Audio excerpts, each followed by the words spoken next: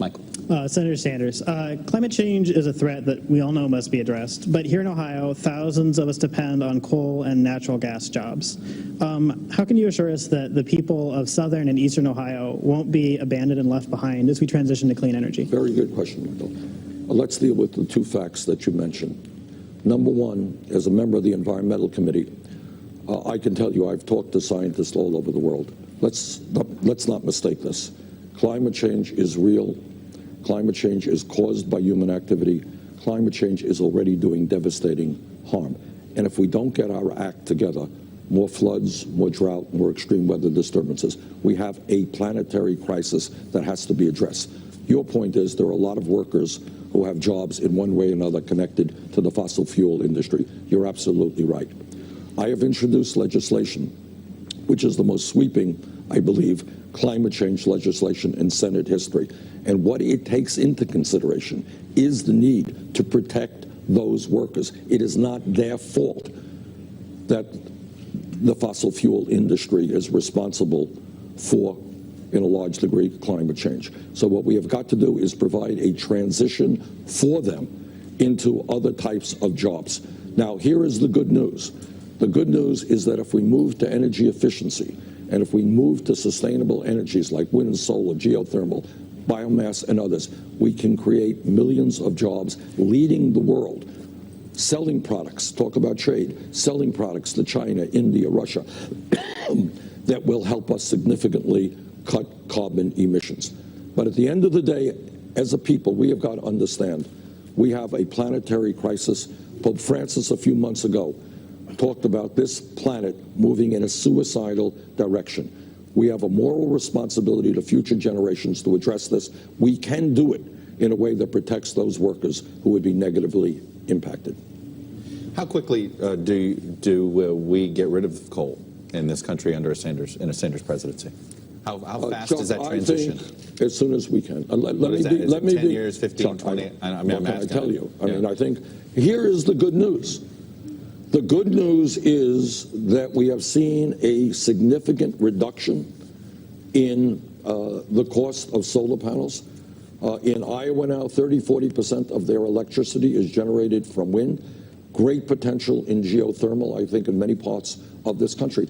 This is the way I look at it. Now, I know there are people who will disagree with me. You know, in World War II, for example, you know, the United States had to fight a war on two fronts in a very short period of time. And within 3 years, actually, we had essentially won the war. I look at climate change almost in military terms. I look at the fact that if we do not significantly reduce carbon emissions, there's going to be massive damage done to our country and this planet. But I have absolute confidence. So you would marshal that kind of resources? I think you got to look at it almost as a warlike. We are being attacked, and the attack is coming from climate change. And you know what that means? That's going to mean more extreme weather disturbances. Look at what's going on in California in terms of drought. You're going to have, the CIA tells us, more international conflict as peoples fight over limited natural resources. We do have. Now, what really shocks me, and should shock every student here, is you got a Republican Party, with few exceptions, that refuses to even acknowledge the reality of climate change, let alone do something about it. Good morning, everybody. That's Bernie Sanders last night with Chuck Todd, and I want to say I was impressed with. I was mostly impressed with Chuck's interview of Bernie, much better than I'd seen in the past, and I loved Bernie's answer to that question. We are being attacked. I want to see a World War II style getting together of Americans. We need to address this like we did World War II. We were winning the war. We had won World War II in 3 years when we came in. That's what he's saying. How fast are we going to get rid of coal in this country? That fast. It should have been gone 40 years ago. Morning, everybody. Everybody remember that we knew 40 years ago that we needed to stop using fossil fuels. 40 years ago, ExxonMobil knew. They had all the data. They knew 100%. There was no climate denial. 40 years ago, there was no denial. 40 years ago, the government and ExxonMobil looked at data and went, oh, shit. And then they made a choice. They said, Well, we could either shift things around really quickly, invest in renewables, and do the good thing for the planet and the people, or we can lie about it, make a whole bunch of money, let shit get worse, and deal with it later. And guess what? Our government, Ronnie Reagan, and all the other people on up, our government and ExxonMobil and our media folks, establishment media, chose to lie to the American public and the world. They created climate denial. They made up shit. I don't know why. Their own kids and grandkids are going to die just like yours and mine sooner than they should because we have a planet that's going to die. And ExxonMobil is responsible for lying to the government, and the government is responsible for lying to us. They're all in collusion here. They should all be tried for treason. ExxonMobil should be liquidated and the money used to rebuild our planet and save us. We need to be saved. We have to save ourselves. Bernie Sanders in that statement said we need a World War II style attack to save this planet. It's going to call for way more resources than he's even put into his plan, and he acknowledges it. And here comes Sean Porter in. Guys coming in late because they have kids and lives and shit. You'd think they were gonna, do this for free and put everything else behind it, right? Sorry. Sean's coming in. Glad to have him in here. We got Scott in here today, folks. I want to say hi to everybody. Yes, Lily, it is true. Good morning, everybody. A saw full of what does this say, Jordy? Hi, Jordy. Dutch for Bernie. Malika, Gloria, Class Ceiling, Lily, David Dunmere, Robert Jordan, Damon Talisman, John Nee, 1000, Gloria Glynn. Some of these people I haven't seen before. The Peace Life, how you doing? Nice to meet you all. Jordy Albert, Hannah, Jade, Mooney Rebel. Hi, guys. Good morning. You like my new Bernie shirt? This is my new Bernie.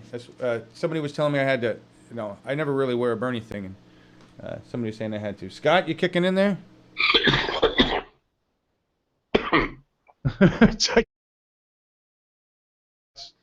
Scott, you there? You say something? Sorry about that. Okay. The cough. Big day today. Illinois, Ohio, Missouri. Yes. Yes. Wins. Yes. I know I'm talking about the planet dying, folks, and I'm talking about Bernie Sanders' fantastic message on climate mobilization and how I sent Margaret Klein Salomon and Ezra a note about that. They pulled the video for me. It was great. But yeah, what Scott's saying, folks, is actually the positive thing we need to think about today, and that is that we have 5 states, and Bernie Sanders should do well in 3 out of those 5, right, Scott? Yep, I think it's actually ahead in Missouri. And Ahead in Missouri, we saw that. That was a new poll. Shows that Bernie has taken the lead in Missouri, right? yeah, there's been polls both ways in Illinois, but the ones that he's not ahead in is really close. Right. So he's within the margin of error in all of them, correct? Yeah. Okay. And didn't you see a new result this morning that you were just reading me? I don't know where it was, but it said Clinton by 8. So that was a narrowing of the That's gap. a real clear politic average in Ohio. Okay. They have them even closer than 8. And remember, folks, so while Clinton could claim win, if it's a statistical tie in terms of numbers, Bernie comes away with the same amount of delegates. Now, I know the super delegate bullshit and all that stuff's going to play, but yes, Scott? We need wins, not I know. statistical I know. ties. Yeah. We need wins, not ties. That's absolutely true. He can get away with the statistical ties with the lead, but Right. we need clear wins. Yeah. Exactly, and that's very important to note, folks. What Scott's saying is that in order for us to get back on track, we are off track according to Nate Silver, 538's track of how many delegates we need to have. And in order to get back on track, we really have to win. We have to win by an overwhelming margin, and the easy way to do that is to show up. We have the volume. We need to show up. Get out the vote in these 5 states. We may not get the margins. What? We may not get the margins today, but if wins in Missouri, Illinois, Ohio will help reshape the narrative to where they can argue that Hillary's just a regional candidate, that she can only win in the South and Right. and and then get momentum in places like Arizona, Washington, Oregon, and the East Coast coming up. Right. Right. Bernie's able to do well across the board if we can show that Hillary is only successful in southern states regionally, like you said. Then and that's it's the second time I've heard that term used. The first time was in the interview I think you did with Tad Devine, and he was the one who brought up that term, right? A regional candidate. Yeah. And so think about that, folks. That's the narrative we are trying to put on the Hillary campaign, is that she can't win nationally. It's not a spin. It's just the truth. It's just if we can show the voter numbers today, folks, that is the truth. She is a regional candidate. So let's show establishment media what the truth is today.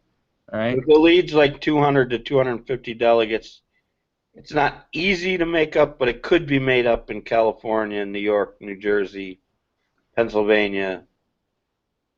Those are big enough states where it could be made up, but they have to be big wins. Right. They have to be big wins, and we can't put all our hopes on those last final states. Question for you: when Obama was going against Clinton in 2008, Scott, did he have the same 56% delegate margin that he had to reach like Bernie does today?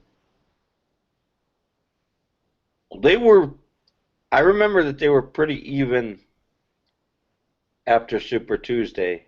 Oh, really? Oh, interesting. So there wasn't the deficit. He won Iowa. She won New Hampshire. He won South Carolina. Nevada was like a tie. And then Super Tuesday was pretty even. But then she was broke after Super Tuesday. And and he had organization already built in a lot of the caucus states that were coming up, and Wisconsin and Virginia, so he just swept the month of March and pulled up the front. Right, and that's we got some questions coming in that we're going to hit in a second. But that's important to note, folks. Think about what Scott just said. Barack Obama. Those of you who remember the campaign, and I remember, I was very excited about it. I remember the first campaign, but I mean, he had to work hard.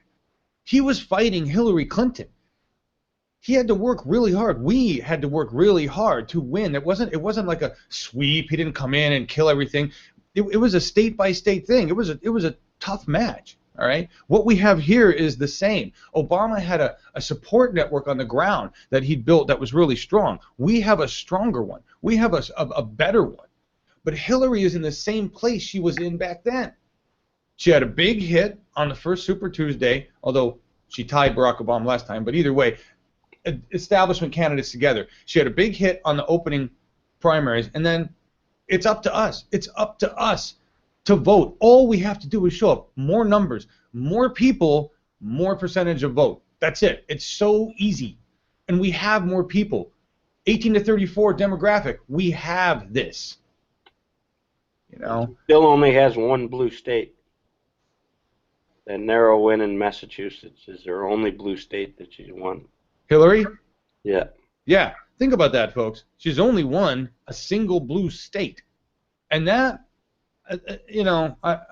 that it could be contested. I've heard some statements, and Jean was like, I can't believe that, and she's been up there working on that stuff. But yeah, whatever. Anyway. Well, the other states, Nevada's a purple state. It's not a blue state. Right. Virginia's a purple state. It's trending towards becoming a blue state in general, but it's still really close. And the ones today, North Carolina and Florida, go either way. They're not blue states. They're not definite Democratic victories. Nope. Got a couple questions for you. I want to hit up here on Scott. First of all, Malika Love says, I believe there's an app, Bernie Taxi app, if you need a ride. That's very true. There's lots of apps, folks. Bernie Taxi is one of them. Get the Rally app. Go to connect.berniesanders.com. They have all sorts of resources, tools, applications. The Bernie Taxi is one of them that I know they made. Absolutely. You need a ride? You need a ride to get there? There is an app for that. Just get connected. Get connected with your local event center. Get connected on berniesanders.com, and we will get you there. If a ride is the problem, we will get you there. Use this chat right here. If you're in one of those states, you need a ride. Hit us up right now, and we will work that out. Tell me, let me know, and we'll say, hey, such and such needs a ride. All right. Let's make sure we don't lose this election because people didn't have a ride. We know there's voter suppression everywhere, and we should be able to vote from the comfort of our homes. But let's make sure that we have that. Ray American says, is 3 out of 5 enough? And I think the answer is no, right? I mean, we really need more than that, Scott. 3 out of 5. What does 3 out of 5 wins send as a signal to the establishment? Anything? Or are they like, we expected that? Well, it's just going to allow them to make the regional candidate argument. Okay. If she takes the way too, likely she's going to end up with more delegates because I think the margins are going to be bigger in Florida and North Carolina than they are going to be in Ohio, Illinois, and Missouri. Well, in that sense, Florida would seem to be a very key state. If we can really get out the vote in Florida with the numbers and the number of delegates that are up for grabs, and we can turn that one around, then. But I see what you're saying. That could be a massive deficit. She could take a lot of votes there, or a lot of delegates there, and that would not be good. Because it's what, 214 up for grabs? Is Florida that much? 214? Yeah, Florida. I think Florida's 214. Pretty sure. Don't ask me why I remember that number, folks, but I'm pretty sure it's 214. We're gonna so a couple other questions. Is that a bumper sticker, John Miller? Yes, it is. It was the one that was on my wall back there. And Jesse said, you know, you don't ever wear a Bernie shirt, you should represent. And I was like, yeah, well, here you go. The one that I have a Bernie shirt, folks. It's just cold. I want a sweatshirt. I'm a sweatshirt kind of guy. We don't need to watch Scott. He's looking at the numbers here. Let's talk about some other stuff.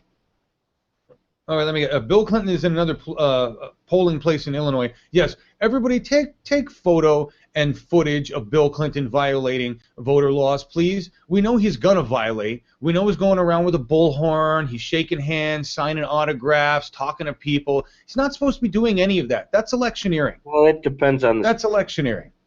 Okay, you're going around trying to get people to vote your way on the day of a vote in a polling place. Go away, Bill Clinton. Have some class. Oh, I'm sorry, you don't. I forgot. What are you going to say, Scott? You're going to say it's totally okay? It's allowed in a lot of states. It's allowed in a lot of states. Have some class. I don't know. I don't care if it's allowed in a lot of states. It shouldn't be done. Shouldn't be done. It's ridiculous. You're using a celebrity. Is Bernie doing that? They're running around doing that kind of bullshit? I don't think so. Which states are winner take all, Brom asks. Do you know, None. Scott? None of the states are winner take all. Side. Say that again? None on the Democratic side. Okay. There you go. Great question. Great question. All right, guys, cool. I've got a lot of video to play today, folks. We've got a lot of stuff to talk about. We've got a really cool day coming up. We've got Tom Fegan, who's a candidate for Senate in Iowa, one of the first guys on We the People, and he's going to join us at noon Pacific, 3 p.m. Eastern. We're going to start our streamathon, and we will be going till we're done with the polls, till we have results. Tom Fegan's going to join us. We're going to talk about what's going on in Iowa with this incumbent Grassley and his refusal to sign the or to do the Supreme Court justice and the bullshit going on in Iowa. We'll talk to Tom. I'm hoping, I don't have confirmation yet, folks, but I'm hoping we will have a very special guest during the streamathon coming from Phoenix. That's all I'm going to say. We were supposed to have that special guest. Well, I can't even say anything. I can't say anything. I'm just going to tease. You're going to have to be with us for the streamathon to find out if it happens. I'm waiting to get an email. Let me see. Do I have that email? Not yet. Okay, so we'll wait and see. I don't know. So here's the deal, folks. I want to back up and remind everybody that Bernie Sanders just spoke about a World War II style attack to deal with climate change. And in the rundown, in the description, there's a bunch of links. One of them is to the climatemobilization.org's pledge. This is a pledge I'd like you to sign. I signed it. Name's on it.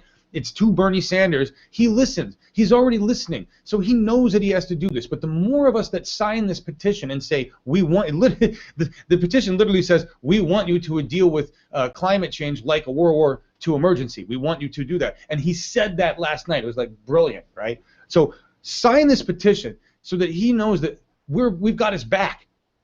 That thousands and thousands and thousands of us are like, yes, that is the way we need to go. Don't address climate change in a wimpy way. All of the plans are too weak. All of them are too weak. We've got about 5 years to get our shit together, folks. 5 years. We are 40 years behind the ball. 40 years behind the ball. So anybody that thinks that a lax or easy or whatever, we can take 30, 40 years to do this, you're fooling yourselves. We don't have 30, 40 years to gradually come off carbon emissions. We were supposed to be done with carbon 40 years ago. 40 years ago, we should have stopped carbon emissions. Reducing carbon emissions today is a joke. We have to do remediation. Bernie Sanders gets that. It's a D-Day. All right, moving on. Did you know, and this is Scott and I are going to go around with this one too because he doesn't quite see it as I do, but this is from U.S. Uncut. Hillary Clinton, just going to push this over. Did Hillary Clinton just admit on live TV that her Iraq war vote was a bribe? I want to go through all of this, folks. I don't know that I can play the clip, but this is what happened. They were talking about, did you guys watch this with Chris Matthews? He actually seems to like hit her hard on this. I think he was like trying to pretend to be a good journalist or something. I don't know what the deal was. But he was hitting her on this. Why did you vote yes for the war in Iraq? Well, and you listen to her statements. Well, we thought they had weapons of mass destruction. Right, but nobody told you that. Who told you that, Chris Matthews says. Well, nobody told us that. So why did you vote yes for the war in Iraq? And what she alludes to, in my opinion, and definitely the words, I'm just going to read the statement here because she talks about the difference in experience between Bernie Sanders' experience with George Bush and the war in Iraq and her experience with George Bush in the war in Iraq. She admits that nobody gave them any indication that they had weapons of mass destruction. She admits that nobody told them they had, that there were no facts to that there was no proof of weapons of mass destruction. She says, no, I agree, there was none. Nobody told us that. Why did you vote yes for the war? Well, she had a conversation with W. She had a conversation with W. I'm sitting there in the Oval Office, and Bush says to me, what do you need? And I said, I need $20 billion to rebuild, New York. And he said, you got it. And he was good to his word, Clinton said in response to Matthew's question. Literally, that same day, I got back to the Capitol, and the Republicans are trying to take that money away. We kept calling the White House, and Bush kept saying, I gave them my word, I'm going to stick to it. Hillary Clinton basically said, the reason I voted yes for the war was because I was told I would get $20 billion to rebuild New York, which I didn't have. And if you listen to the whole clip, she talks about the story how her and Chuck Schumer fly over the dead zone or the ground zero and see the wreckage. The whole story, when you listen to it, grab this article, share it, blast it out, and have everybody who's voting for Hillary Clinton watch and listen to this. To me, she says, I was told I'd get a big chunk of money, therefore I thought voting yes for the war was okay. Even Chris Matthews says, well, that was like 100,000 people, killed 100,000 people. You rebuilt New York with some money, right? That was your reasoning? That was your reasoning to go to war, was because you got a bribe? You got the money you wanted? This is the person that people voting for Hillary Clinton say she's got integrity, that she's the good leader. She takes bribes. She wheels and deals like every establishment politician. So, zero respect for Hillary Clinton. Zero, none. Scott, do you see this a different way? I didn't see the direct connection made.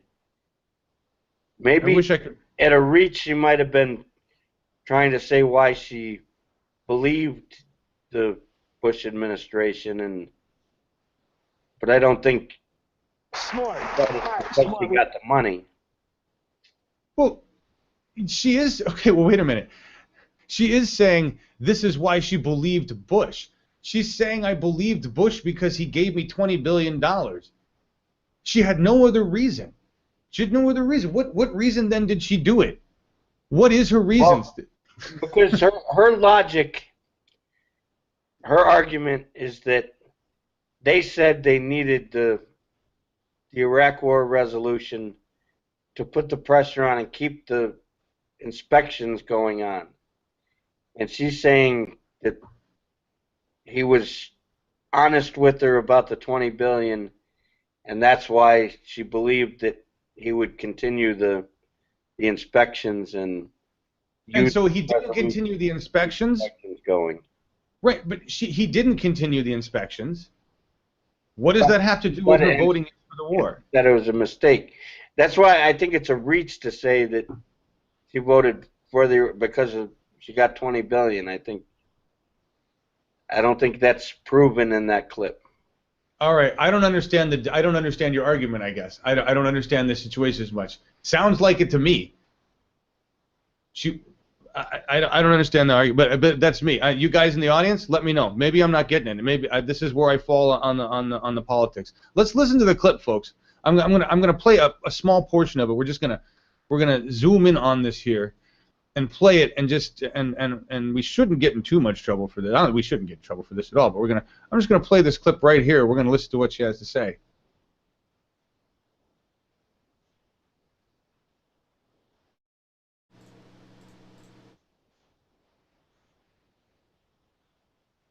New York, because the first request out of the White House was for $20 billion for the Pentagon, for Homeland Security, not a penny for New York. So I went and said, look, we have to get money for New York. When I went to the White House, there were about 4 of us senators, the 2 from Virginia, the 2 of us from New York. Yeah. And I knew that the Republicans in the White House and in the Senate didn't want to rebuild New York, or at least they weren't willing to put money into it. So I'm sitting there in the Oval Office, and Bush says to me, what do you need? I said, I need $20 billion to rebuild New York. He said, you got it. And he was good to his word. So my experience with him on something of great import to our country was positive, because literally that same day I get back to the Capitol and the Republicans are trying to take that money away. We kept calling the White House. Bush kept saying, I gave them my word. I'm going to stick with it. So, I had a different set of experiences. No, but we have 100,000 people dead in Iraq because of that war that we started. We invaded. We did the war. We were the war. And then you went into Libya and you supported regime change. That's a very different. Well, why do you keep wanting to do these things of regime change? What's in your thinking that says the United States government has some right and duty to go to Middle Eastern countries and knock off their leadership? Well, So that's a good question too. Yeah. But I don't know. I just I didn't play the whole thing, folks. There's a lot more at the beginning of that where she sets up the whole thing and talks about it all. But I don't know. There's nothing in the setup that says the reason I voted for the war was that he gave me the 20 billion. There's nothing in the setup that says she actually had another reason either. I don't even know what is her other reason. Well, her other reason is she said she voted for the war because the argument was that they needed the resolution to put pressure on Iraq to allow the inspections to continue. That's her better excuse all along.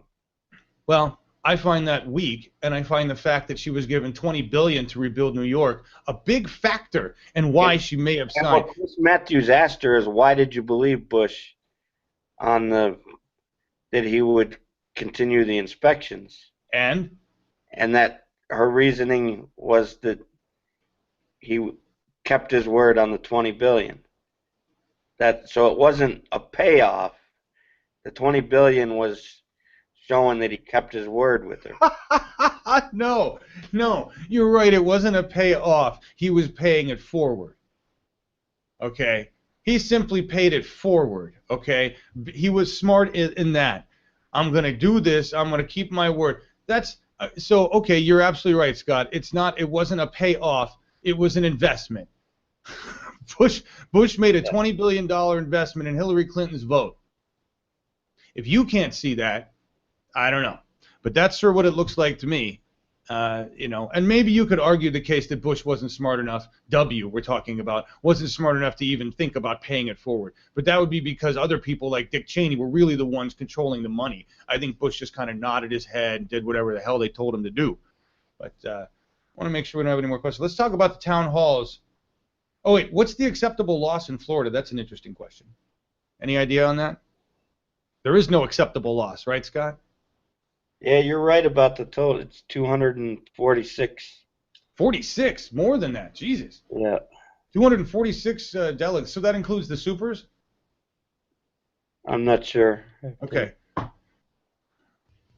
We can talk about the town hall, folks, but remember, this is the real newsroom. We're on politicalrevolution.tv, and we will be addressing the town halls in the streamathon. I want to cover some things that you need to know about, maybe a little more important right now, like the fact that it's official. The NSA data will be used for domestic policing, and it has nothing to do with domestic terrorism or terrorism in general. This is Obama, folks, taking away your rights. This is good old Obama, and basically what it means is that the NSA data, all the NSA data that they have, will be shared interdepartmentally.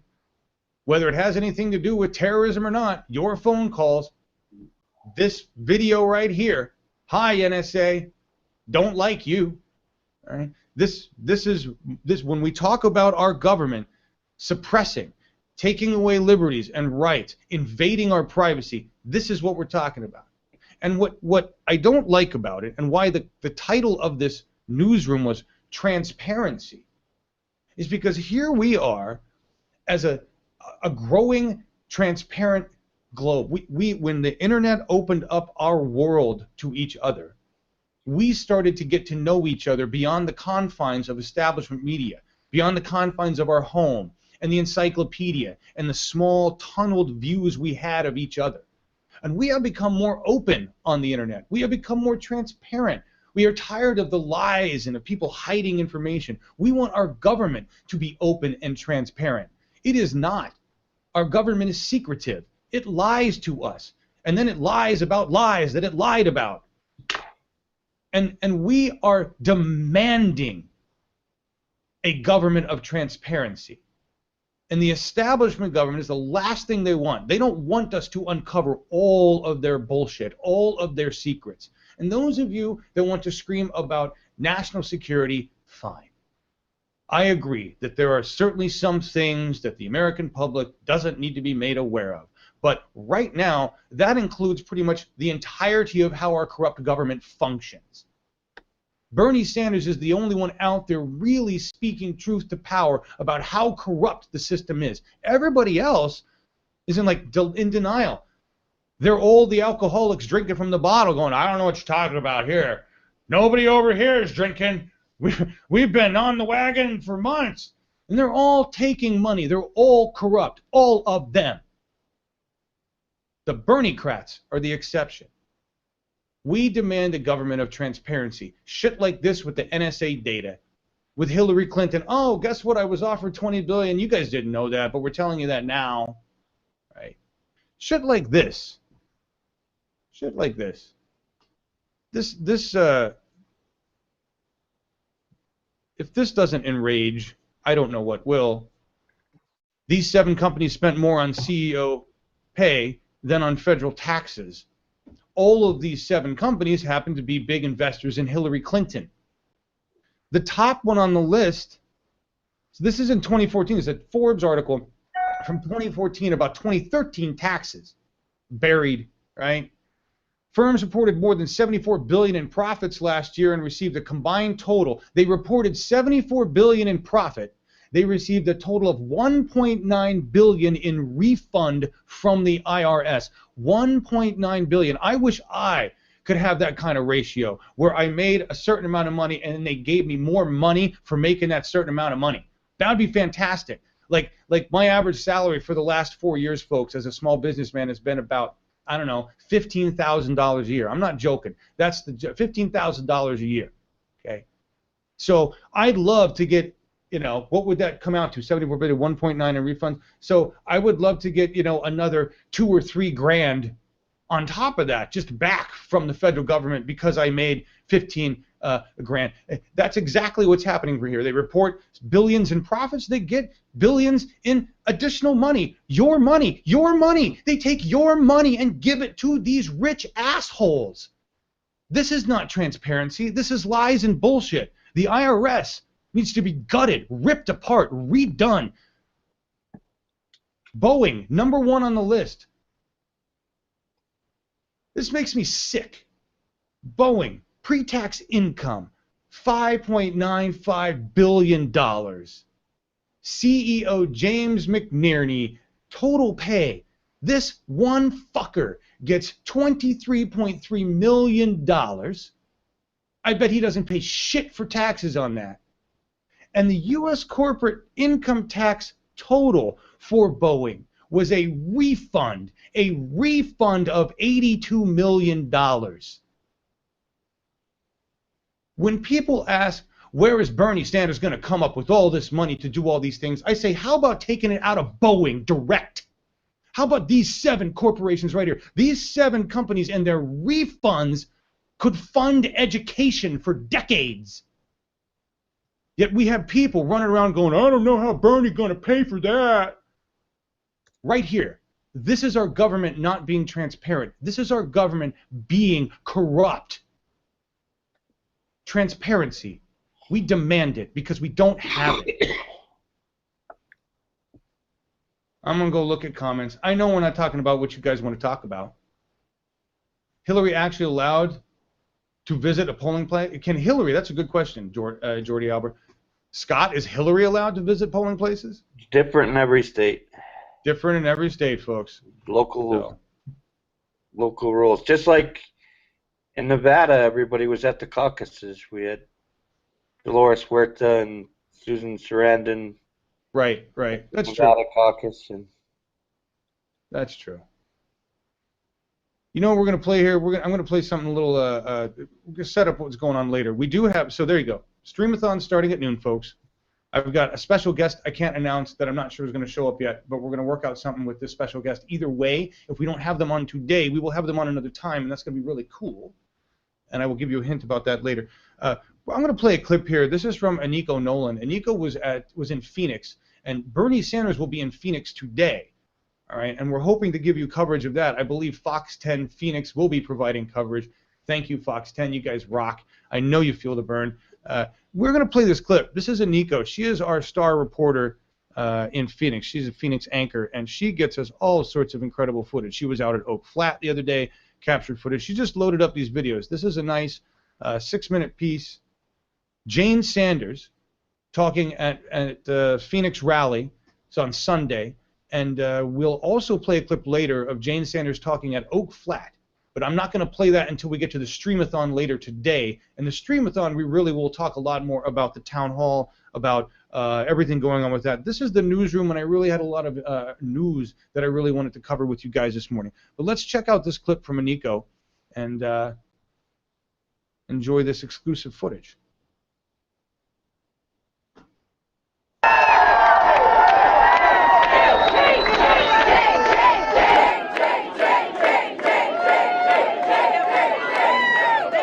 Coming, and thank you for volunteering for the campaign. It's your commitment that is making this campaign take off across the country. So thank you all so much for what you do. Bernie started this campaign back in April last year, and we talked about it a lot, and we kept on saying, well, should we do it, should we not do it? And people such as yourselves were saying, run for president, run for president. We talked about it, and we realized that there was really no choice, that at this point in time, we are on the precipice of losing our democracy, that there are too few people. The decisions, whether they be economic or political, are resting in the hands of too few people. And it's getting more so and more so every day. Yes. And so he felt that what we needed to do, and we weren't sure how it was going to go at the beginning, but what he needed to do was get out there and talk about that, and talk about income inequality, and talk about the reality of people's lives, and that we need a government of the people, by the people, and for the people.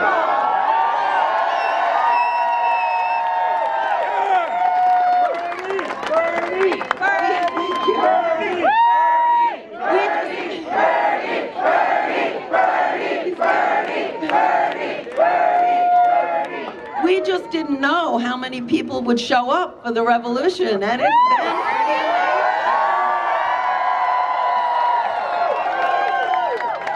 as you know, he's talking about health care that is affordable and accessible, and you don't have to worry about the stress of high co-payments and high deductibles, and whether or not you actually can get insurance. How many of you are uninsured or underinsured?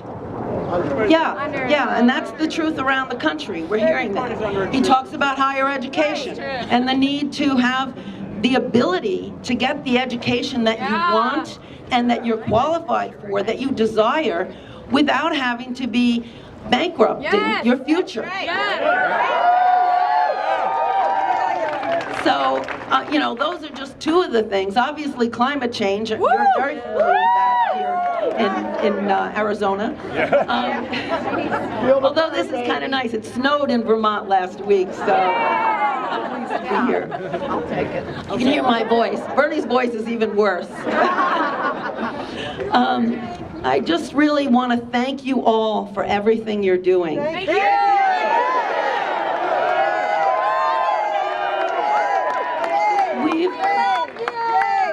What the polls keep on underestimating him, the media keeps on underestimating him. The pundits seem to have just discovered him when he won a couple of places, couple of states, and then they lost interest again. The media, right, and then Michigan came.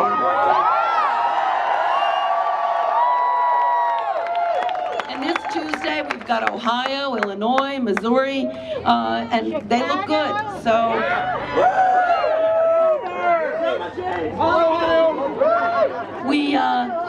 But the strength of the campaign, as he points out, it's not about him. It's about you. And he points out that not only, at the beginning he was saying, well, no president can do it on his own, that we need your help the day after the election, as much as we do now. But what we've seen even earlier now is no candidate can do what you have done in the last 9 months to be able to bring a message to the American people. It's been pretty amazing. People are calling it miraculous. I think one of the people on TV said the other day, because you are resonating. Your voices, your concerns, your ideas are resonating not through one candidate, although he does a really good job, don't you think?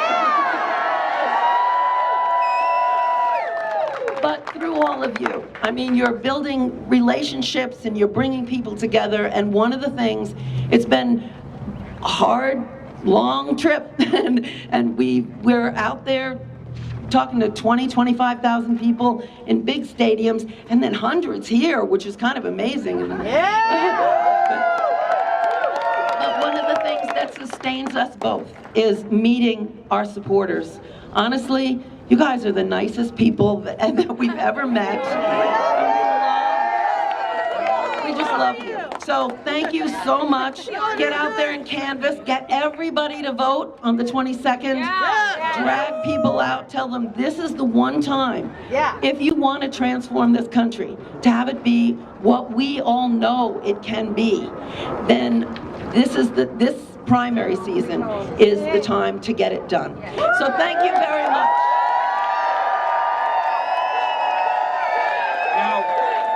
Who's going to be the first lady of the United States come to next year? Jane, can we get one?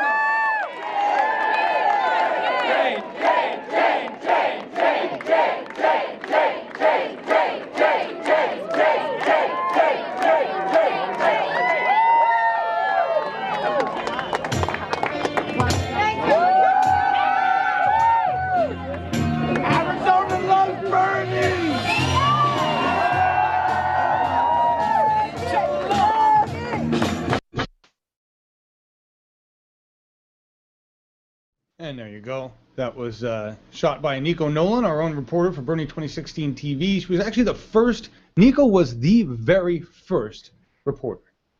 And she did Phoenix for us, one of the first rallies, and we interviewed Juan Mendez, who endorsed Bernie Sanders in an interview with him. And the night before, folks, Anika was at a Guitar Center. I was on the phone with her, helping her buy an iRig and a few other pieces so she could put together her reporter gear with an iPhone. And the next day, she did that broadcast in Phoenix, Juan Mendez, and now she is one of our core. She is the core reporter for the Arizona region. She brings us footage from Oak Flat, footage like this. Thank you so much, Nico, for being such a big part of the political revolution for Bernie 2016 TV and Bernie Sanders. We've got Sean is in here, and I don't know if Sean wants to bring it up now, but I did see something fly through the comments that people are lamenting that we were not able to discuss the Apple case regarding the FBI and all of that, and I will just be the first to say I have no idea what is going on with that. I've seen some notes and messages, and quite frankly, I've been just tied up with all these other disgusting abuses of power and corruption. I haven't looked at this particular one. So, Sean, you want to enlighten us? Sure, on yeah, this that one? was me in chat, actually. That was what? That was me in chat that brought that up. I know. Oh, okay. Yeah, well, the FBI essentially wanted to get into the phone of the San Bernardino killer. I think the man. I might be mistaken about that. But basically, they're trying to get into the phone to see what kind of plannings he might have been doing. And this is, just in general. And obviously, it's locked because it's an Apple phone. You can put in you can keep on trying to find the password by putting it in, but if you put it in too many times, it'll permanently lock the phone. So they can't just try and break the code and get in. Well, this is what they say. I think the NSA could break it at any time. What they want to do is try and set a precedent that allows the government to make Apple open these phones for them. And the funny thing about it is FBI is doing it for this case, but there's a whole bunch of other FBI cases that are waiting to try and jump on this precedent as soon as it is set, with other cases that we haven't necessarily heard of or heard the reasoning behind wanting to open these phones. So basically, it's just the government trying to get another step towards complete, Big Brother 1984 Orwellian, dystopia of just knowing where we are at all times, every waking hour of the day, when they could easily get into this phone if they really wanted to, and probably will, as long as Apple doesn't break and let them in. So I'm totally behind Apple on this one. It's like Benjamin Franklin said, and I'm sure I'll butcher the comment somewhat, but it's those who give away liberty for security deserve neither. And I'm a firm believer in that. So. Yeah. Absolutely, I agree with you. And while I am not a fan of Apple Corporation in general, I would agree with you on this. Especially after you hear that the NSA is now just going to open up all of their data for anybody. Now, this is an interesting point to bring up about this because I just discussed transparency. Mm-hmm. I talked about how we want an era of transparency, and I got to say, folks, that this is where we contrast between transparency in government and privacy as the citizen. Okay? And so I don't want there to be a mistake between what we say there. Transparency within the government is a demand because it's our government. But my right to privacy is mine as a citizen. Fuck you. Okay? That's basically how this comes down, folks, is to say that, while we don't like Apple Corporation, and we may not, or I don't personally like Apple Corporation, they've certainly done a lot of crimes against humanity in the name of profit. Mm-hmm. The right to privacy as a citizen, and listen, I'm the first person to tell you that I am not a very private guy. I don't personally actually believe in a lot of privacy. I think the more private we tend to be, the more closed off we are, the more we run into issues of disconnect. I believe in an open, very open, transparent society, but I'm not going to stop somebody like Sean from saying, John, I don't want you to look at what I have here. It's mine. It's personal to me. You can't look at it. It's mine. Okay. Right? The government could easily do this on their own. Sean is right. Asking for permission from Apple is basically inviting, we're just going to look at anything we want any goddamn time we want. The fact of the matter is the government is looking at everything they want all the time whenever they damn well please. If you don't the government wants to put a back door in there. Right. So that right. they can The government wants to pretty put much it back. whatever the fuck they want. Right. But it's the government's job. So it's wrong in any sense. But I want to propose something to you, Sean. What happens when we can actually create a transparent government where it is wide open, right?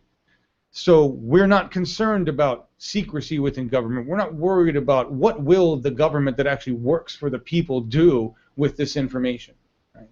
Someday, maybe we'll get to that utopian level, and it won't be such an issue of privacy because our government won't need to invade. And we won't need to worry about it. You know what I mean? I suppose as long as there's a standing army, the government's going to have a reason to keep things secret. And that's a whole nother, another thing. Taking away our standing army, replacing it with an actual draft so rich people, aren't as likely to, send our men and women to war when it's going to be harder to keep their family out of the ranks. So I think there's lots of things we could do towards that, but I mean that's a good question. It's sort of like the social media thing. If we're all so willing to go to Facebook and Google and let them do what they do, Google. I just learned that I think after a year they have full access to your emails. You can do whatever they want with them, basically. Yeah. So I mean, we're basically giving certain things that are similar away to corporations and that sort of thing. So I've heard that a lot from people, sort of like, well, what's the difference? If you're giving it to them, you might as well give it to the government to keep us safe. Scott? It's less than a year. I start getting advertising on stuff that the next day after I... Well, you opt into advertising. The advertising's opt-in. I mean, that's there. It's you agree if you're going to use. Remember, you're using the service for free, folks. Mm-hmm. It's free with the data mining of your information. Well, the point is that I chose to sign up for Google Plus and Gmail. Right. I never signed anything saying I was going to give my data to NSA. And again, I mean, there's no proof that it's ever really been used in a way that stopped, X, Y, or Z from happening. Right. So in my opinion, it's something where it's not. You can't just say, oh, we're doing it here, so they might as well just be able to do whatever they want. Because Google has a lot of power, but they still don't have as much power, and it's not. They don't express it in the same way as the American government through military and murder around the world. So to me, it's not quite equivalent. Those two people having my data is pretty different to me. Yeah, agreed. I'm looking at comments here. See if we got any comments. Case is well, San Bernardino case. There hasn't been a ruling. There was within the last couple of weeks a ruling in a case in New York where the judge said that they couldn't get the access to the iPhone. Yeah, it's a crazy thing. The Fourth Amendment, I think it is the one, the right against improper search and seizure. That was a big thing with cell phones too, because we're walking around with cell phones in our pockets, which have more access and more data about our lives than people ever were able to carry on their person before. So when a cop stops me and gets my phone, is he allowed to look through my phone, or is that where the line is drawn, where they can look through my stuff? Because that's a whole nother thing that obviously when they were drawing up the Constitution and the Bill of Rights, we couldn't imagine. And so that's something that's definitely up for interpretation, which, of course, leads to how important the Supreme Court nomination is. Agreed. Sorry, I'm leaving you up there. I'm trying to fix this damn shot so I can put everybody in it. And I almost, hey, it's almost there. There it is. Check that out. There we go. Look, everybody's in the shot. Now Scott has to talk. Scott, I want to just, this says the Apple co-founder loves Bernie. That's interesting. I want to shift really quick. There's a couple questions they're asking about the primary. Scott, I got to have you answer. I see this all the time, and I don't know the answer to this for truth. Do super delegates have 2 votes? No, they just They just have one vote, and Okay. Okay. They just have one vote. they Okay. can change it whenever they want. They don't. They're not. Once they say I'm for somebody, they can change it the next day. Okay. Okay. There's a couple other notes. So I guess short and pointless, I guess, was asking, does anybody know what his chances are today? What are his chances? I haven't seen, like, what are his chances today? I know that the statistics say Hillary's just going to win. They always say that, but he's tied with most of the polling at this point. He's closed the gaps, right? So The momentum's there in Ohio, Illinois, and Missouri. They look like he's got the momentum. Usually the candidate with the momentum wins. And there you go. Yeah, and There- Hillary, I mean, I don't know, just can't keep her mouth shut. Like at one point, it's like I think she would have done better just to keep running and stop, trying to bring up new talking points and stuff like that, because it's starting to seem like she's shooting herself in the foot a little more often than she was earlier in the campaign. I don't know if they're trying to take more risks to try and suppress that momentum, or if this is something that she was planning on doing all along, but I don't know. It seems like missteps for their campaign. Scott? I mean, to me, it seems like they had no idea they were going to be up against this, and now she's mimicking his lines, and it's so blatantly obvious that she's just copying. I mean, they're calling her out as the chameleon, and history by Hillary, and all this. It's like, I mean, I don't. If things were reversed, and if things were reversed, Bernie would have been done. Bernie would not have been able to make this many mistakes, and so I'm just astonished that she even still has a chance in hell at this point. I don't know, Scott. Do you have any she's expert? not a good candidate. She admits it. She talks about how when she watches Bill Clinton and Obama, there's poetry, and she just doesn't have those skills. You're right. You're right. And then she sends emails. She sends emails that are ridiculous. That she keeps letting me know, everybody, how great we are, how great the Bernie Sanders team is. We're fantastic. But she made up this new. Where is it? I love these emails. Here, have you seen this shiny? I can show you this one. This is funny. This is her shiny. Show the world just how strong this campaign is. Chip in to help shatter our goal of 1 million donors. Donate $1. I don't even know. Here's this Hillary Clinton one day. Here's one of those ones. I'll zoom in on this. These are awesome. This is one of the ones that says how awesome they've been doing, right? Or how awesome we've been doing. Those graphics usually work. People like to move the meter. Oh, I know they like to move the meter, but I just think it was funny she sent it to me. Senator Sanders is taking taking the nearly $5 million his team raised in the 24 hours after his win in Michigan and flooding the airwaves in the states that vote tomorrow. Okay? Every one of these emails, folks, that she talks about how much we've raised, how quick we raised it, how many people raised it, how great we are, how good we do. I talked about this yesterday. If you're a coach and you got a team and you're trying to raise your team, or you think you have a team, or whatever she thinks she has there, when your team is mostly super PACs. I don't know what you're thinking, but when you're trying to encourage your team, you don't go, look at the other team and how incredible they are. Look at how good they're doing. Look at what they're doing that you're not doing. Look at all that money they've raised. I just don't find that to be a very effective. No, it's supposed to be, we can do it, and come on. Don't give up now, guys. Right, exactly. The big Super Bowl halftime show isn't, oh man, this team is just so much better than you guys. We better just call it quits. Exactly. Windows 10 is full of crap. I'm not using Windows 10. Thank God this server, I'm just reading that from Steven. I can't use Windows 10 on this machine. This is actually running a Windows 7 64, but I'm sure it's riddled with stuff too. Yeah, I've never been more inclined to go Mac. I've always been a PC guy, but then when I went to college, obviously they mostly used Macs, and now that Windows 10 is getting, I mean, it's just basically like the comments were saying, it's spyware. I mean, it's very not. I mean, they're not even asking to pull updates. They're automatically updating things. I know, like Tom Hartman's show was having problems with that the other day. It's actually just randomly coming up on people's computers, and it's definitely something that they're going to have to either address with their customers, or I think they're going to actually seriously see a lot of numbers walking away. Agreed. Agreed. But who knows? They've tried to pull this kind of, they've always been kind of infamous for this stuff. So I guess some people are just, will never jump ship. Kind of like Hillary, I guess. Yep. No matter how close it is to going down, they're going to go down with it.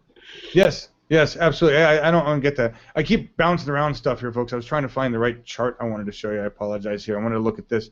This is the Illinois gap close there, folks. You see that? See the jaws? Here, we'll zoom in. Interesting. There you go. See that? That's happened with all of the states. I know that Florida and North Carolina are the two toughies that we're looking at, folks. But when the will of the people is heard, when the people are heard and seen, when you've got 17,000 people showing up at rallies, 10,000, 9,000, all sorts of Florida, Gainesville, I think they had 8,000 people show up. Tampa had a huge rally. I have no idea how many people showed up last night in Chicago. The people are there. If you're showing up to the rallies, show up to vote. Show up to caucus. Are there any caucuses today, or is it all votes? All primaries. All primaries. Today's all primaries. There's no caucus stuff. It's all primaries. What is it? 82623 is the text. Find your location. I think that's what it is. Bernie's been passing that out. I saw that in the. We'll get that. We'll cover that for the streamathon. So I want to show you some pictures. A lot of and they drop in. You get a lot of pictures that are just dropped in of people doing stuff. This is great. Pictures from the web. So I just want to show you some of these things. Give me 1 second here.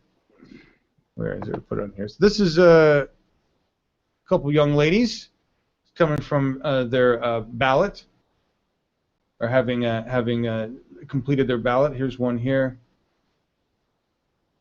Ballot receipt. That's from Stan Williams. We got here. This is the get out the vote I was talking about. That's going around. So we'll get this. We'll start passing around at 82623 for voting information, folks. Vote.berniesanders.com. There. Go there. Do that. That's what's going on. What else we got? Not directly related, but outside spending by non-disclosing groups, cycle to date, excluding party committees.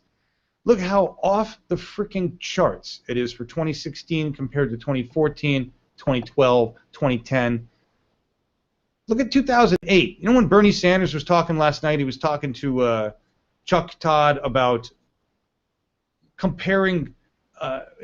Actually, that's not right. But about comparing the voter numbers and the turnout and all that stuff. And he's saying, well, you're not doing better than 08. Look at the amount of money that was put in 08 compared to 2010.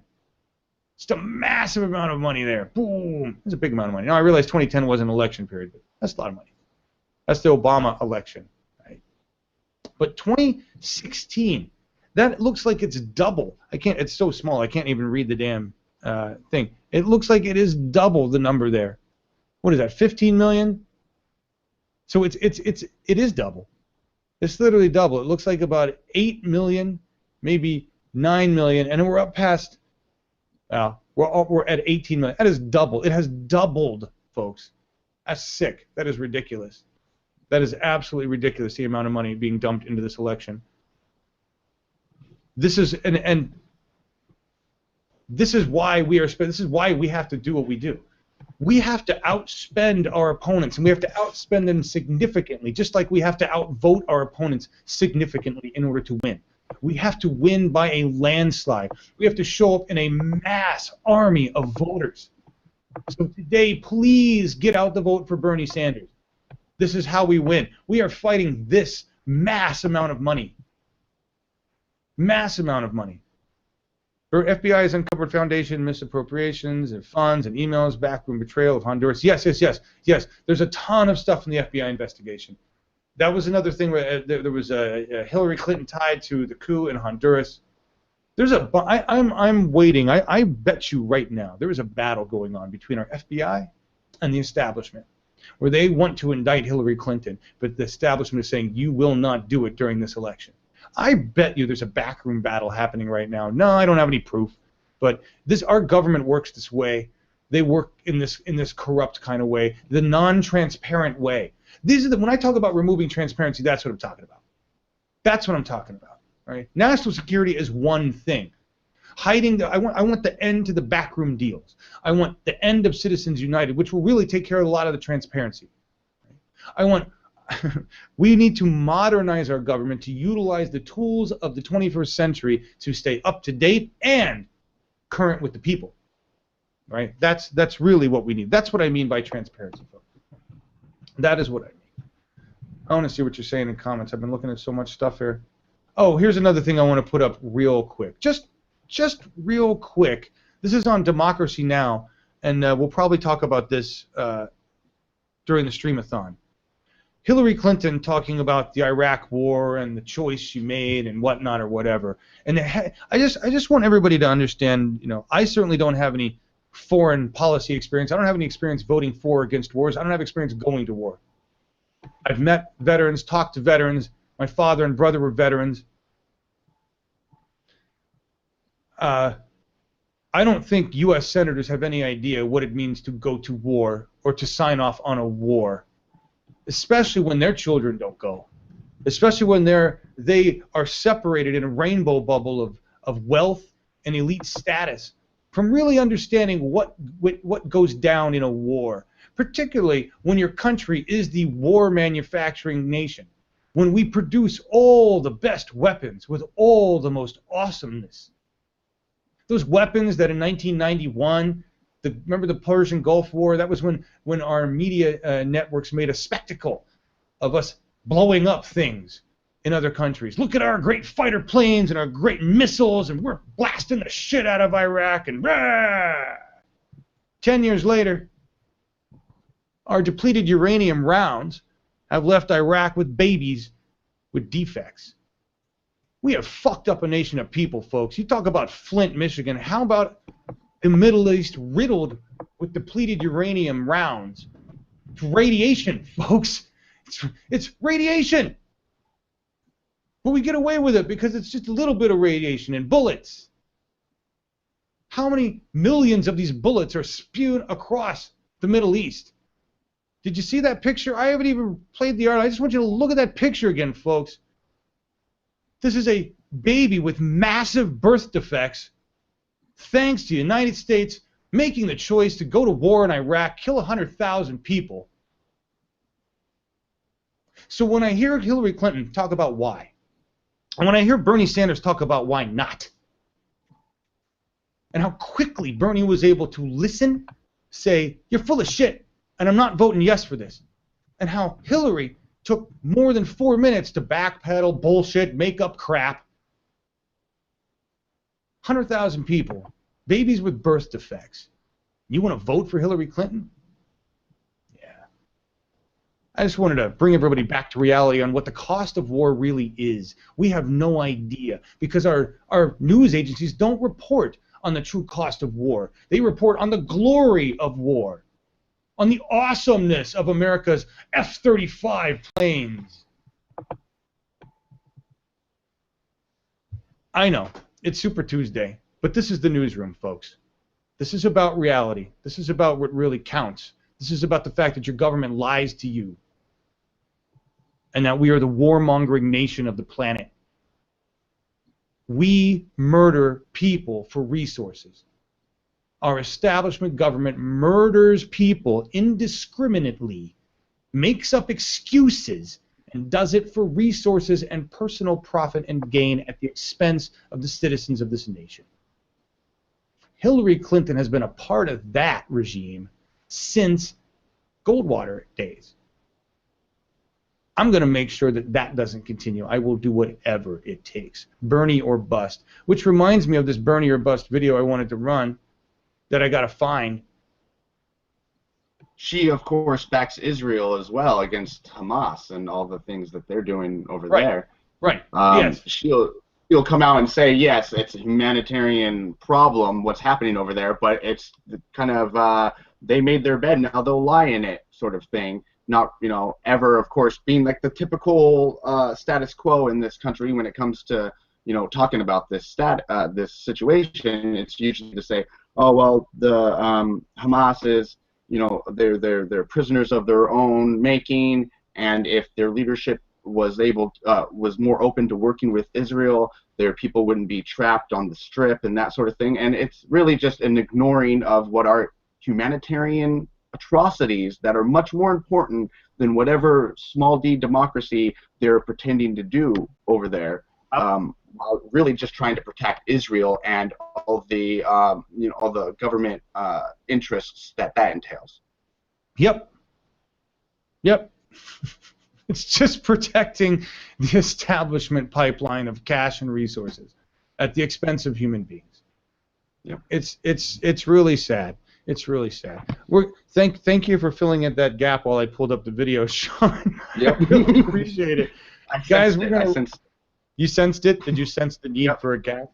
We're going to run this video. This is Bernie or Bust. I know we're at 10:11, and so we're going to run this video. We're going to come back. We're going to wrap up. We're going to get out of here with a really cool ending video, but I wanted to run this, some testimony, why I'm Bernie or Bust, a response to Bill Maher, who was an asshole the other day regarding Black Lives Matter, and I just want to go on to this, so here we go. Oh boy, here we I go. want to talk about why I am Bernie or Bust. And I've been getting a lot of flack from people who say that, in the general election, why would you not vote for Hillary if she's running against Cruz or Trump? But I'm tired of the notion that the American people have to pick the lesser of the two evils. I don't want Trump to win, but right now in the Democratic Party's primaries, we have a candidate who is running whose name is Bernie Sanders, who is the most consistent, honest politician that I've ever seen in my life. He is a person who has been on the right side of history, even when it's not politically expedient for him to do so. He was for trans rights back in the 80s. You know that Hillary Clinton was only in favor of LGBT rights only when, only in like 2013 when it was politically expedient for her to do so. And that's why I just don't want to support someone who will only do stuff when, hey, it's advantageous for them to do so. They should just do what's right from the get-go. And, a person like Hillary Clinton who, gets paid hundreds of thousands of dollars for 1-hour speeches, but then refuses to release the transcripts because, the people, the circus in the Republican Party refuses to do so is, I just don't want to vote for her, period. And, I will vote for Hillary Clinton if someone can convince me why she is a better candidate or why she's a better candidate than Bernie Sanders. But in the 5 or 6 months that I've been following, the primary elections, I have yet to hear a convincing, even a substantive argument whatsoever. I have not heard a single argument from a Hillary supporter in the past 5 months that would convince me that she is even a viable candidate to be running whatsoever. And that's why I am Bernie or Bust. And you can comment below if you have a argument of substance of why Hillary Clinton would be a better choice of a candidate than Bernie Sanders. But until then, I am a Bernie Sanders supporter, and it's Bernie or Bust. So that's all I have to say. Thanks for watching.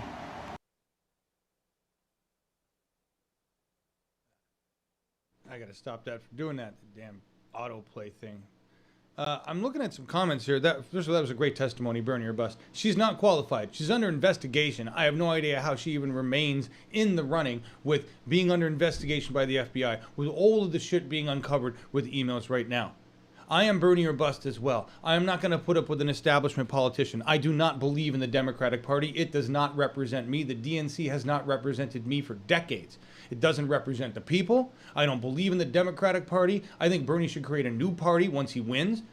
And I think we should destroy the Democratic Party. We should destroy both the Republican and Democratic parties. They represent an old two-party elitist white man system. And I want to remove that old elitist white man system and replace it with people's parties. I don't care what they are, what they're called, but I think it's time for us to restart our government. Wipe it. It needs a reformat. It needs new code. Anonymous has a video we're going to play later today that actually is a 20-minute video on their redoing of the Constitution. They've rewritten it. I think that's a great idea. I think the idea that this document is sacred and we have to hold it sacred is bullshit. because we've evolved beyond a white man owning world, which is what we were back in 1776. A lot of the provisions in the Constitution need to be rewritten. A lot of them don't meet the needs of today. A lot of them are designed to keep men in power over other people. So, you know, Bernie or bust, because we need to change our democracy. We don't need somebody to come in and keep it whitewashed like it is today. I don't believe in the Democratic Party. I don't believe in the Republican Party. What?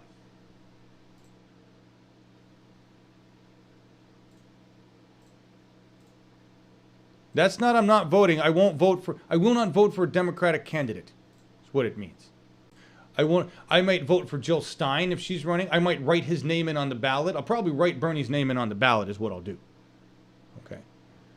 But I will not vote for Hillary Clinton. I will not vote for an establishment candidate. I will vote for Bernie Sanders.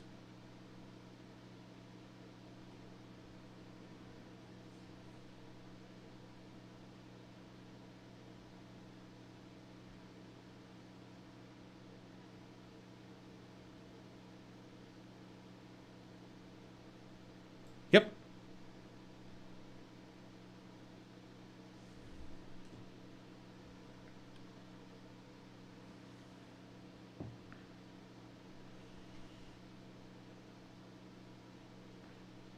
Nope.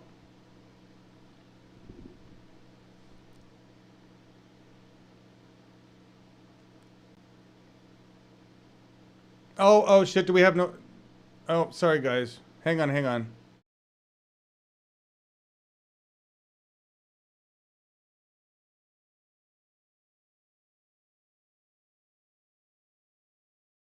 Say it on. Let me make sure. God damn it. Okay, it's back up.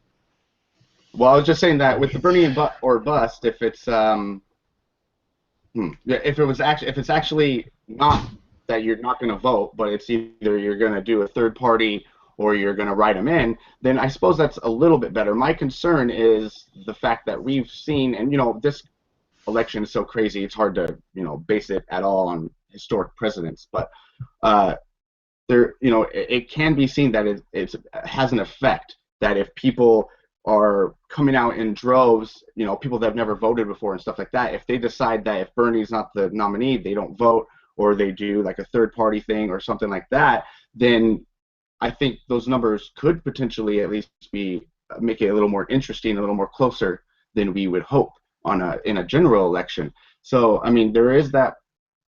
I think if you don't ask yourself, how do I feel about potentially giving the Republicans the nomination, then you're kind of overlooking a huge step. I think that's a major answer that needs to be, asked, or a major question that needs to be answered, rather. Just really, I mean, yes, Bernie or bust. We don't want, the status quo anymore. It's not helping us. We need to move to the left. But Hillary Clinton, for all the things we don't like about her, is no Hitler. Trump, the leading candidate on the other side, he's the one that they want to win. They're showing up for him. They're, yes, we can align him with Hitler. No. Hillary Clinton. No. Sorry, I realized I muted. Guys, I'm having a fucking shit time with audio this morning. I am trying to deal with 900 different fucking things, and I apologize. Someday, I'm going to get a goddamn assistant. Just one fucking person in a fucking building, so I don't have to do all this shit myself. That's someday. But I can't bring them here, folks. I apologize for the audio issues. I have no idea. I know you could hear Sean. I don't know what else happened before that. I apologize. Look. First of all, Donald Trump will not be elected. Okay? I don't care what you think about the process. The American people will not let that guy be elected. He got this far. No one thought he'd get this far. Are you kidding me? I will be arming myself. I would arm myself. I will join a militia, and he will not take office. He will not take office. Well, that fucker will not take office. I do not believe for 1 minute that he will sit around. Hillary, I just want to remind everybody that Hillary Clinton Hillary Clinton has the respect of Kissinger, who killed 100,000 people in Cambodia indiscriminately because he said it was a good idea. I want to remind you that Hillary Clinton killed 100,000 people in Iraq. I want to remind everybody that Trump, for all of his anger and Nazism, hasn't killed a single fucking person. He didn't vote for any of those things. He wasn't a senator. He didn't make any of those choices. I hate the man. I think he's an abhorrent piece of shit. But Hillary Clinton has done damage. Hillary Clinton has sentenced people to death. Hillary Clinton has voted for the deaths of hundreds of thousands. So when you want to compare Hillary and Trump, I want to say, wait a minute, folks. Let's take a look at it. She's shiny and she's wearing a dress and she's pretty and all that, but she's just as abhorrent as Trump. She just does it in a much nicer way. The establishment government that we have right now is a much more subversive, much more evil government to kill than a Trump. A Trump, very easy to kill. Trump, very easy to kill because he's right out there in the open. He's right out there being an idiot, being an asshole. Somebody could shoot him, take him out in a heartbeat. Other nations would go to war, knock him out. I'm not worried about a Trump. He is obnoxious. He's far beyond the subversive control that Hillary Clinton and the mafia government we have, the establishment regime has right now. I don't want that in place any longer. I will battle orange fucker. I will battle that guy and his idiocy group of morons. I will battle them. They're easy. That's going to be an easy takeout. But Hillary Clinton and the establishment government continuing to rule, I will not stand for it. I will arm myself, and I will fight against it until I die. So you're saying if Hillary Clinton wins, she would make the country just as bad as Donald Trump could potentially? They already have. My point That's is, not we true. have watched. That's not true, John. So you're saying the country is just as bad now as it would be if we What I'm saying is everyone? Donald Trump does not have the ability to pass to pass the vast majority of his ridiculous legislative ideas. Hillary Clinton, on the other hand, knows how to pass legislation, knows how to work trade deals. Donald Trump has about this much ability in terms of his ability to speak. He is not going to be able to do anything in a government. We can easily take over the government from Donald Trump. He could be a fucking Bush, sit in office, act like a retard, and a fucktard, and we could take over the rest of the government easily with Donald Trump in office. But with Hillary in office, that machine stays powerful. That machine knows how to work subvertly and covertly. That's true, but at least it's still leaning to the left. Bullshit! Where is Hillary Clinton left? Where the fuck is Hillary left? Please. My point is that she is so far more dangerous. Following Bernie, you admit that, right? She speaks it. I see no action whatsoever that would indicate at all, based on her record, that she would hold any of those statements that have flown out of her mouth.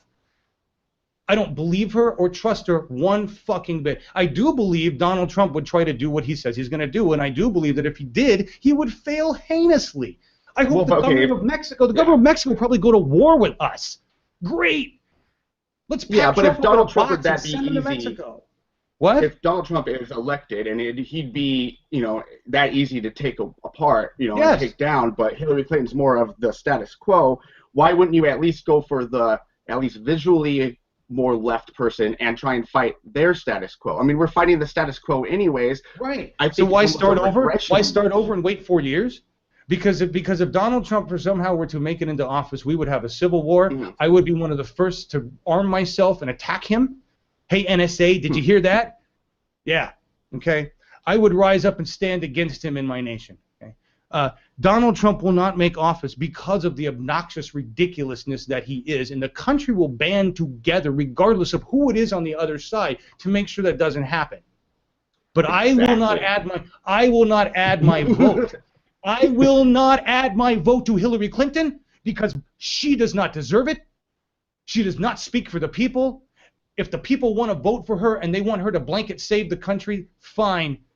I'm not going to add my vote to it. My vote will go for somebody who gives a shit. That is what I am saying. At the expense of the nation, because if it need, I will arm myself, Sean, if need be. I will arm myself. We all will arm ourselves. Donald Trump will not take office in this country. He will not take office in this country. There are too many people around the world that will make certain that guy does not take office in this country. Mark my words. All right, we're gonna move on from that because this is supposed to be happy. And Sean, I'm sorry. That just. No, dude, hey, John, I don't even think we should. I think every fucking show should be about this. I think this is important because I don't know. I don't want to get back into it, but man, our country is, we're talking about the future of our country. 4 years with Hillary versus 4 years, however long you think it is, to take down Trump. You're talking about, I don't want status quo, so I'm willing to put in someone that I want to that I could throw away, or I can get out of power with a violent revolution, overthrow. I don't know. Look, I know that sounds ridiculous. I know it sounds crazy, but I think I know it sounds crazy. It sounds crazy that you're so that I'm worried when people say, "Oh, no way." We were 6 months ago. We were saying no way about both these candidates, right? Well, so it's just, who knows what the fuck's gonna happen. I don't look at it. So I look at it like this: it's establishment or the people. I am not going to vote for the establishment. It's a very, very simple choice. The establishment. Obama's the establishment. He'll go down in history as one of the best presidents in the world. Yeah, but I believe most of the people have changed their views. Those of us who are voting for Bernie have. That's true. I don't hold Obama in the same regard as I opened my eyes. I woke up. I was ignorant. I was blind to Obama and establishment politics. I'm a fool. Okay, that's probably the other reason. I guess, Sean, and I know we're running late here. I really got to get the fuck out of here. Is Obama lied to me?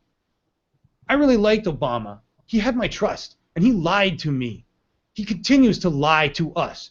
He has done more to arm this world, more for war.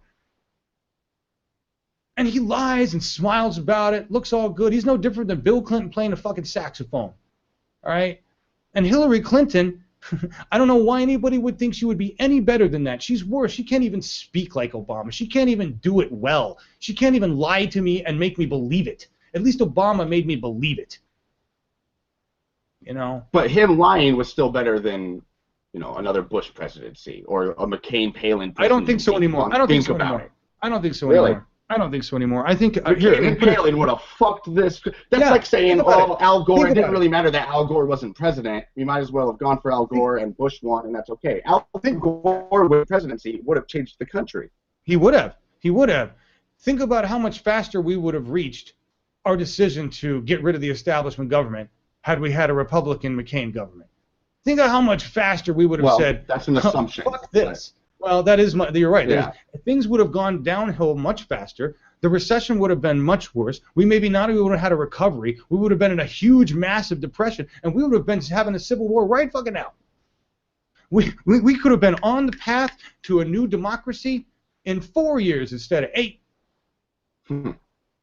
I don't know. I think the Trump personality is what pushed us to it, right? McCain and Palin are they're easy to not like, but they don't sense that rage of like.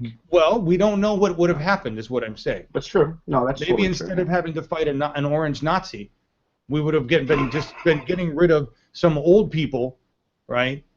And I'm just saying we were on the brink either way.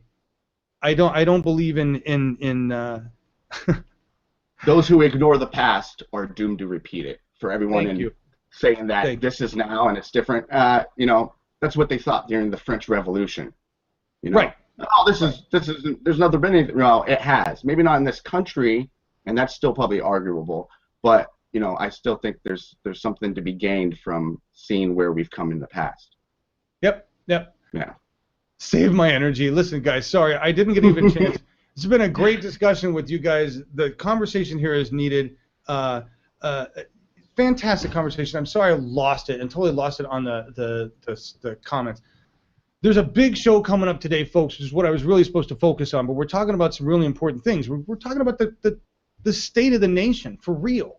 This is why this is the real newsroom, and Sean has to bring up these good points, and we all have to get passionate, upset about these things. By the way, Scott had to leave to go to a doctor's appointment.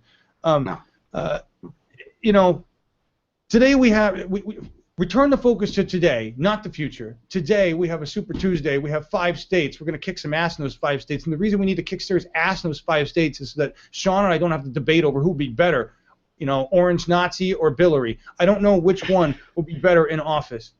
I don't know which one will be easier to defeat. Let's not find out. Yep.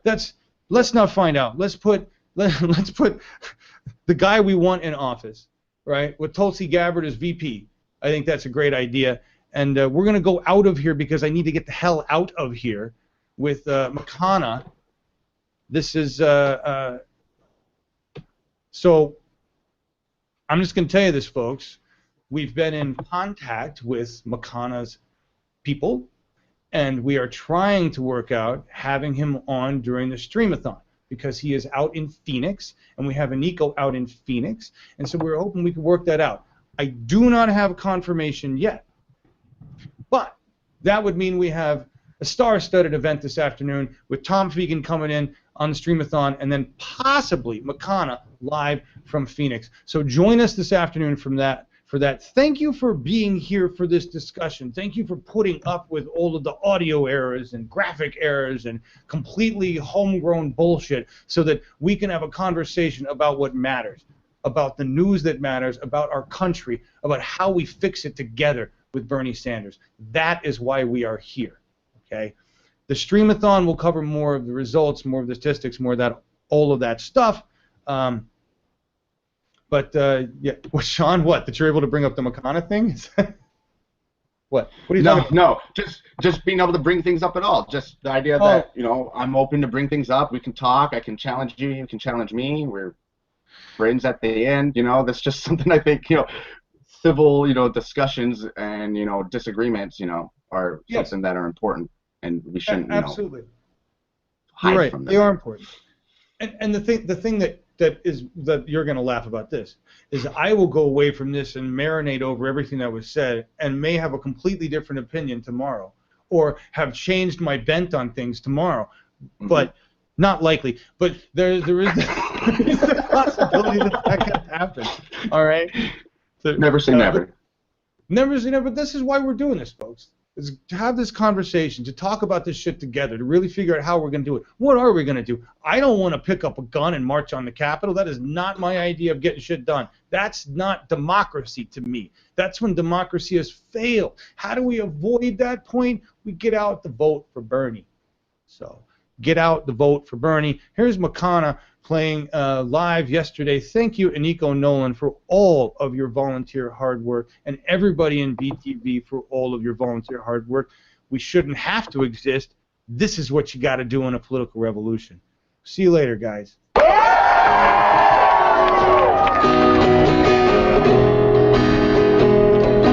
I've been lied to, misled, built up by what they said, lifted only to be let down. I've been taken for a ride, given power to decide, only to find out I was wrong. But I learned to tell the ones who fake it from the few really fit to run. Just follow the money they've been taking, and the truth will shine like the sun. I'm so tired of lies now, babe. Don't want to compromise, no way. And I feel the burn for someone who can't be bought, to back the man who's fought for the people of America.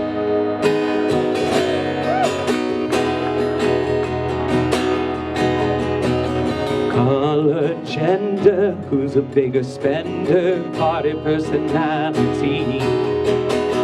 Soundbite, get it right, entertain them, it's a fight. Pick the one who most thinks like me. Don't speak of any real solutions, it's the shock appeal they're looking for. Don't criticize the institution, but I can't take it anymore. Aren't you tired of lies now, baby? It's time for us to rise, no maybe.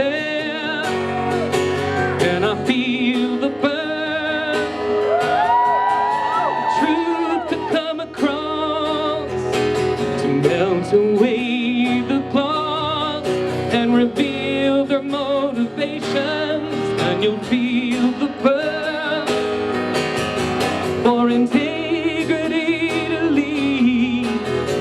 focus on the needs of the people of America. Somebody's tugging at your heartstrings, saying what you want to hear. They're just a pawn to the real kings, playing upon your fear. The love of power is a puppet string, but can't control the love we bring. The fire is ours, the hour is now, the tide is set to turn.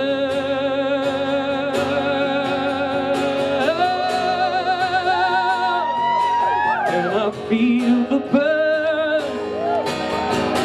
to cast aside the chains, salvage what remains of a dream worth defending.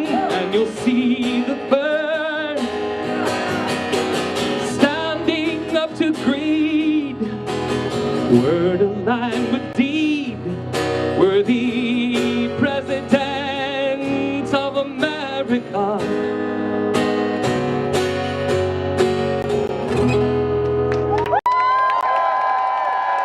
Aloha, the fire is ours.